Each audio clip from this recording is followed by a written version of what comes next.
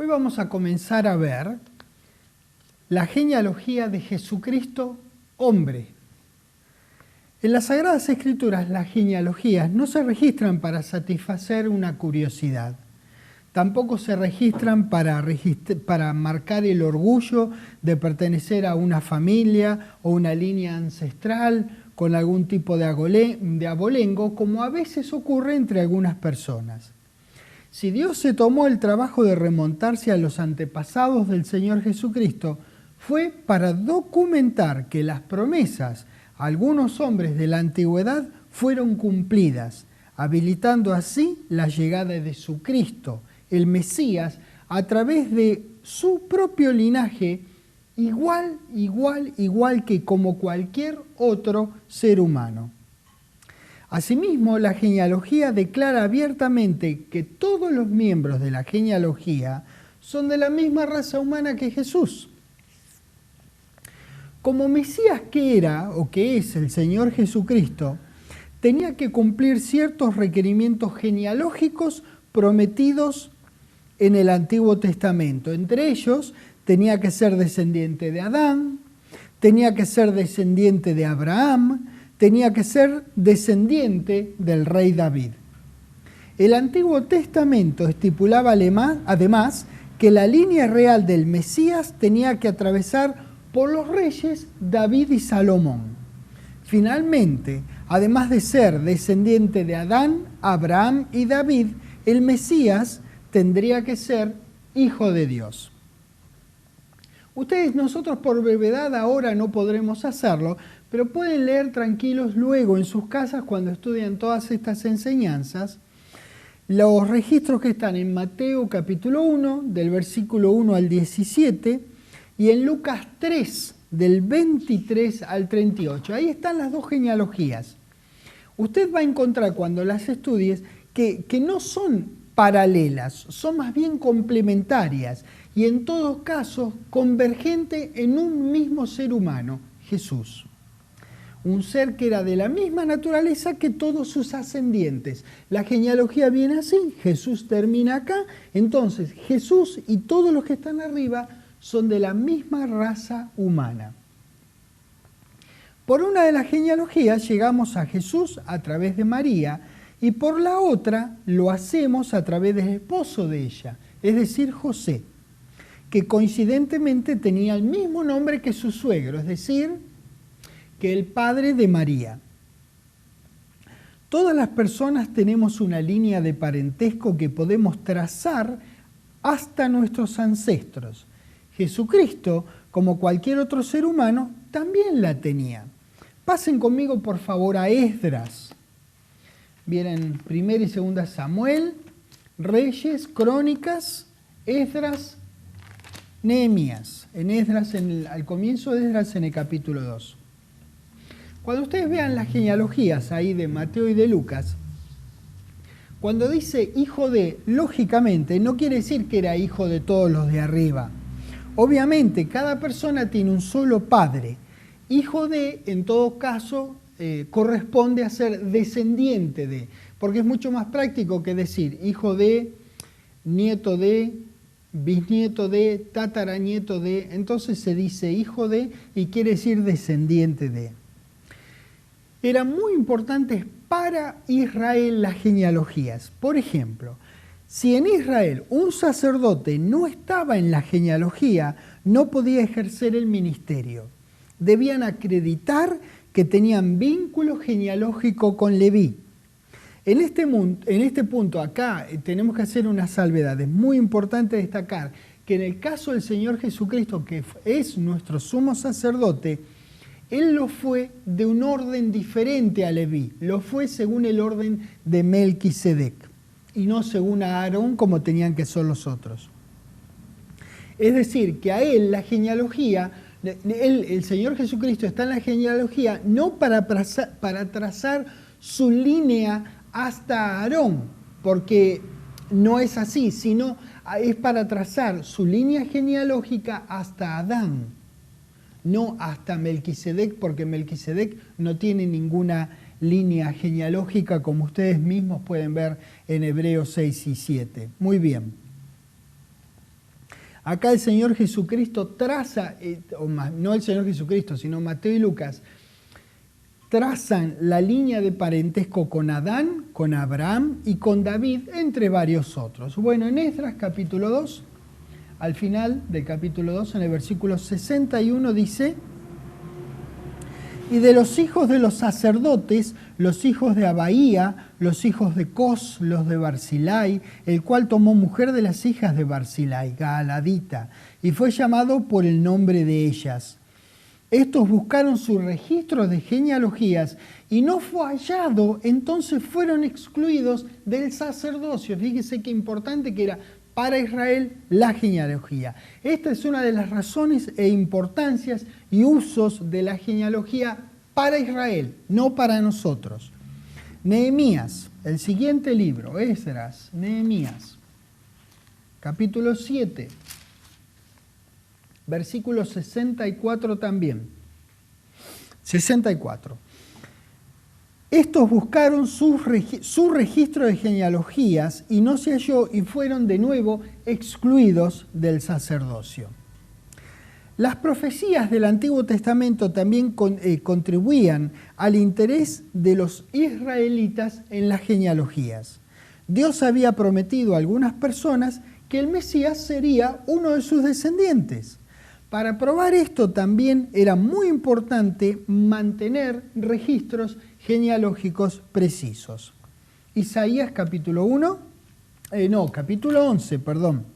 Proverbios, Eclesiastés, Cantares, Isaías, Jeremías, Salmos, Proverbios, Eclesiastés, Cantares, Isaías, Jeremías. Ya para este entonces seguramente ustedes habrán estudiado los libros de la Biblia para poderlos encontrar con facilidad en las enseñanzas. En varias ocasiones y de distintas maneras, Dios anunció que su unigénito vendría en la carne, igual que usted, igual que yo, igual que Adán. De igual manera que todos los parientes que lo precedieron a él. En Isaías 11, en el versículo 1, dice que saldrá, tiempo futuro, saldrá una vara del tronco de Isaí y un vástago retoñará, tiempo futuro, de sus raíces. Y reposará sobre él el espíritu de Jehová, espíritu de sabiduría y de inteligencia, espíritu de consejo y de poder, espíritu de conocimiento y de respeto profundo de Jehová. Recuerde, ahí dice temor, es respeto profundo. Esa vara iba a salir y definitivamente salió del tronco de Isaí, que era el padre de David. Isaí era el padre de David. Esa vara no existía al momento de Isaías 11. Y no iba a ser Dios transubstanciado en un hombre, iba a ser de la misma naturaleza que Isaí y que David. ¿Por qué le va a decir esto? ¿Por qué va a decir que de Isaí va a salir alguien, va a salir o retoñará una vara, que va a salir de Isaí si va a hacerlo Dios más tarde? No, era un ser humano como Isaí y como David. Por eso esta mención. Lucas capítulo 3, por favor, en los evangelios. Lucas 3, Mateo, Marcos, Lucas capítulo 3. Aquí vamos a ver la documentación del cumplimiento de esta profecía. Lucas 3, en el versículo 32. Miren lo que dice acá. Hijo de David, recuerde que hijo era descendiente de, ¿verdad? Hijo de David, hijo de Isaí, hijo de Obed, hijo de Booz, hijo de Salmón, hijo de Naasón. Vean cuántas personas están documentando que el Señor Jesucristo era de la misma naturaleza que estos otros que están en la genealogía. Dejen un dedito aquí en Lucas y vayan al primer evangelio de Mateo capítulo 1. Mateo capítulo 1. En el versículo 5 dice: Salmón engendró de Rahab a Booz. Booz engendró de Ruth a Obed. Y Obed a Isaí, que fue el padre de David. Isaí engendró al rey David, y el rey David engendró a Salomón, de la que fue mujer de Urías. Sigue trazando la línea. Tiene que documentar que el Cristo prometido iba a salir de David. Génesis capítulo 3. Recuerda dejar el dedo en Lucas, si no, no importa, después lo van a encontrar. Génesis capítulo 3.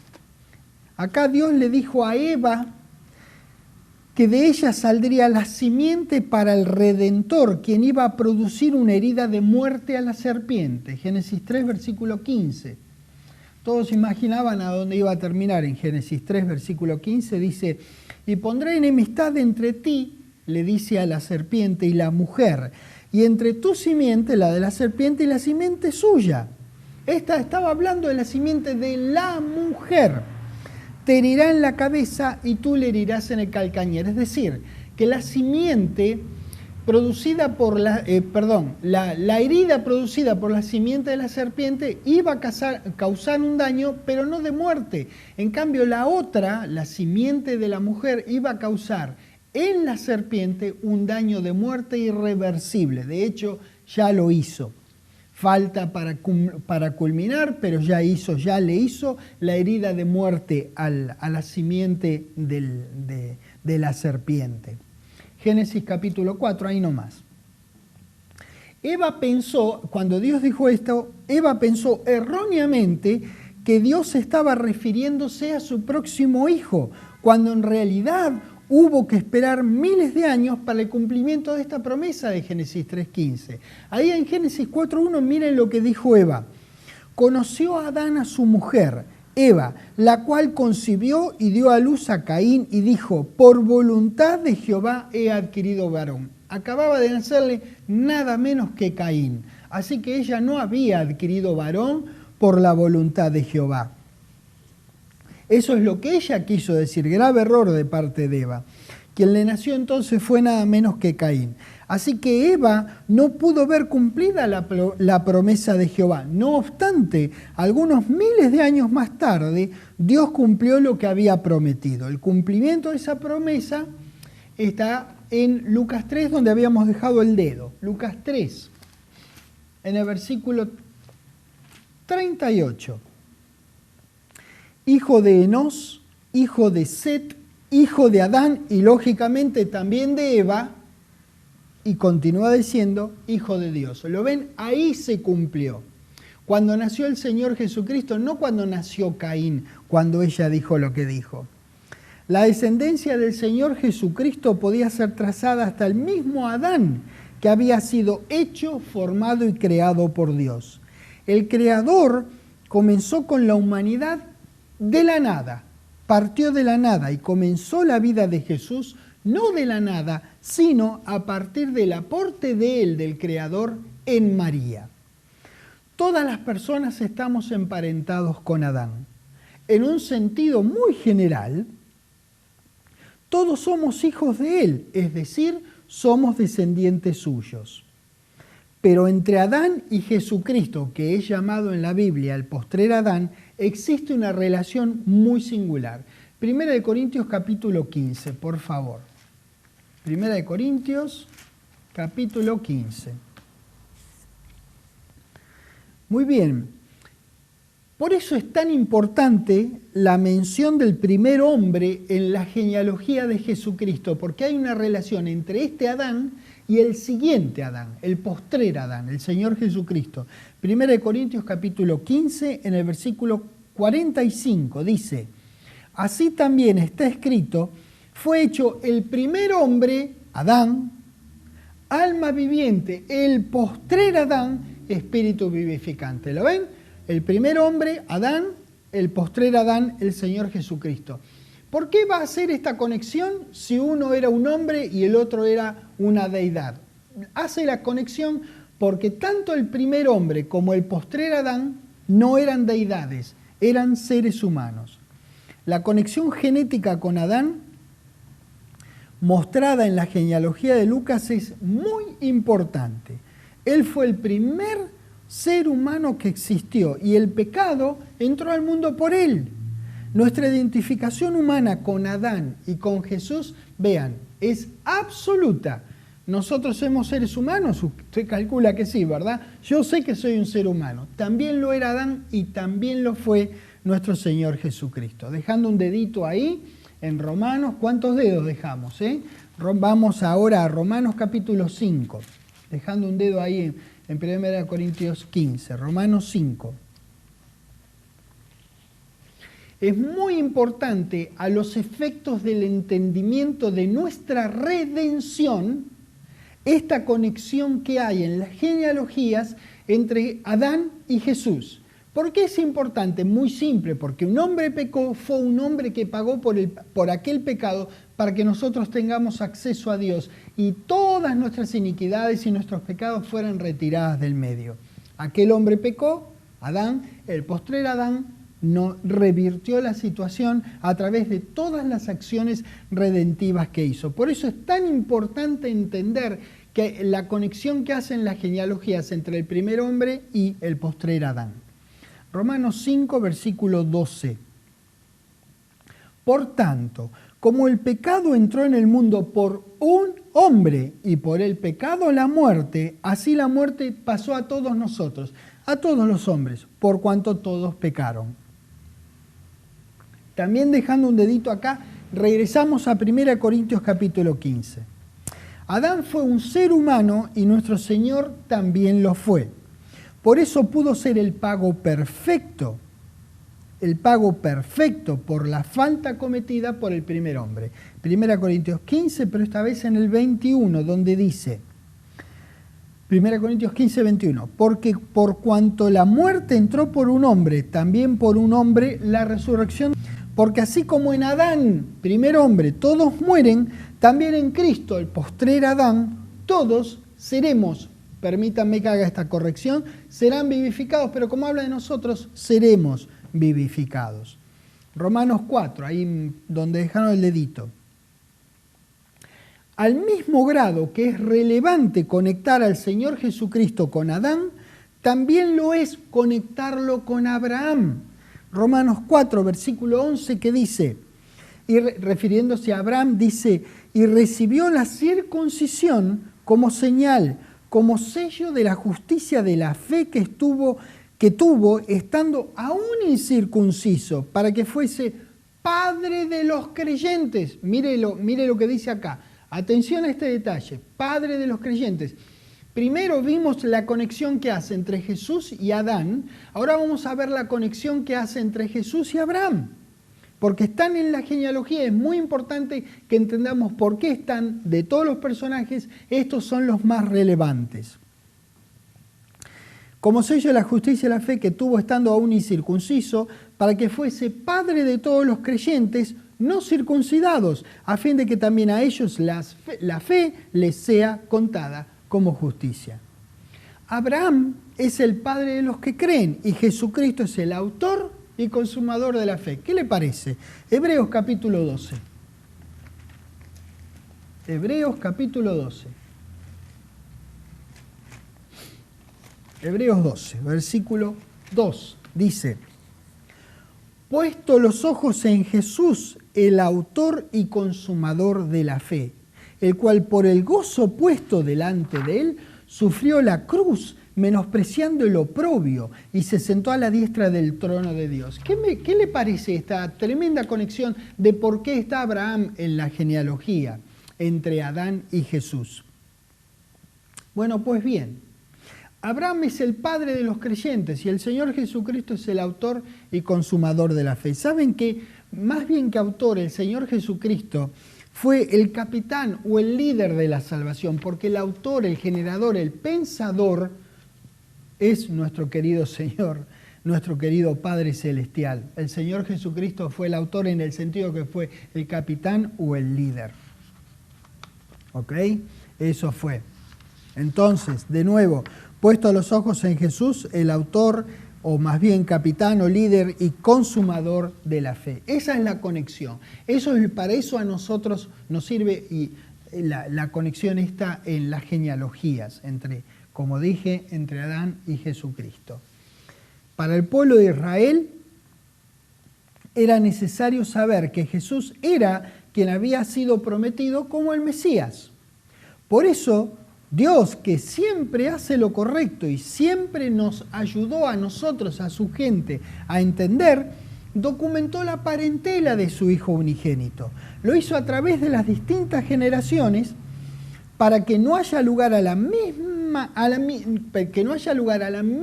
duda que a quien Él había engendrado en María, su Hijo era su Cristo, su ungido para ser el Rey del reino.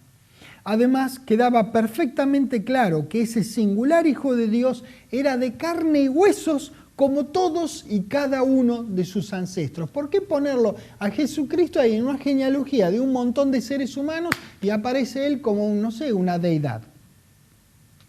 Mateo capítulo 1.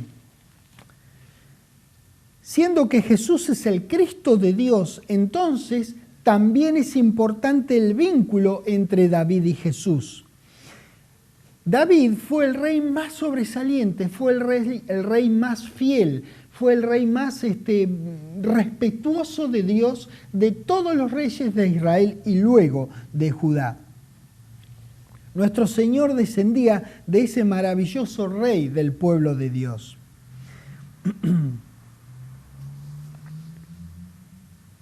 Mateo capítulo 1, versículo 18 dice: el nacimiento de Jesucristo fue así. ¿Ven que Él nació? Si ya antes, si hubiese sido que el Señor Jesucristo existía, o como dicen en los círculos religiosos, preexistía, ¿qué hace naciendo si ya preexistía? Es que nació. Dígame, ¿usted no nació? Yo nací. ¿Ve? Acá hace un tiempo atrás, yo nací. Bueno, pues el Señor Jesucristo, igual que yo, ha nacido en un momento. Y acá dice Mateo 1, versículo 18, el nacimiento de Jesucristo fue así. Mire todos los detalles que da. Estando desposada María, su madre, con José, antes que se juntasen, se halló que había concebido del Espíritu Santo. ¿Por qué describir con tanto detalle el nacimiento de Jesucristo si Él ya existía antes? El Redentor iba a nacer 9 meses después del anuncio del ángel a María. Así fue. A partir de ese anuncio que se contaron los 9 meses. Y gracias a que María concibió del Espíritu Santo. Bien, 19. José, su marido, como era justo y no quería infamarla, quiso dejarla secretamente. Y pensando él en esto, he aquí un ángel del Señor le apareció en sueños y le dijo: José, hijo de David. Mire qué detalle, es emocionante. Este José no tenía vínculo genético con nuestro Señor, era el marido de la mamá de nuestro Señor. Sin embargo, qué detalle, él era descendiente de David también. Quiere decir que la casa en donde nació el Señor Jesucristo era una casa descendiente del rey David. ¿Qué duda podía caber que ahí tenía que nacer algún descendiente del rey David, como Dios se lo había prometido a David, que iba a salir un vástago de Isaí y de David? Qué maravilloso esto, ¿eh? Le dice el ángel: no temas recibir a María tu mujer, porque lo que en ella es engendrado del Espíritu Santo es, y dará a luz una deidad. Mire que no dice eso. Dará a luz un hijo y llamará su nombre Jesús. Aconteció para que se cumpliese lo dicho por el Señor por medio del profeta. Esta es una profecía dicha muchos años antes de este hermoso, maravilloso acontecimiento. Cuando dijo en el 23, he aquí una virgen, María, concebirá y dará a luz un hijo y llamará su nombre Emmanuel, que traducido es Dios con nosotros. Vean, la primera venida del Señor Jesucristo estaba documentada en las Escrituras.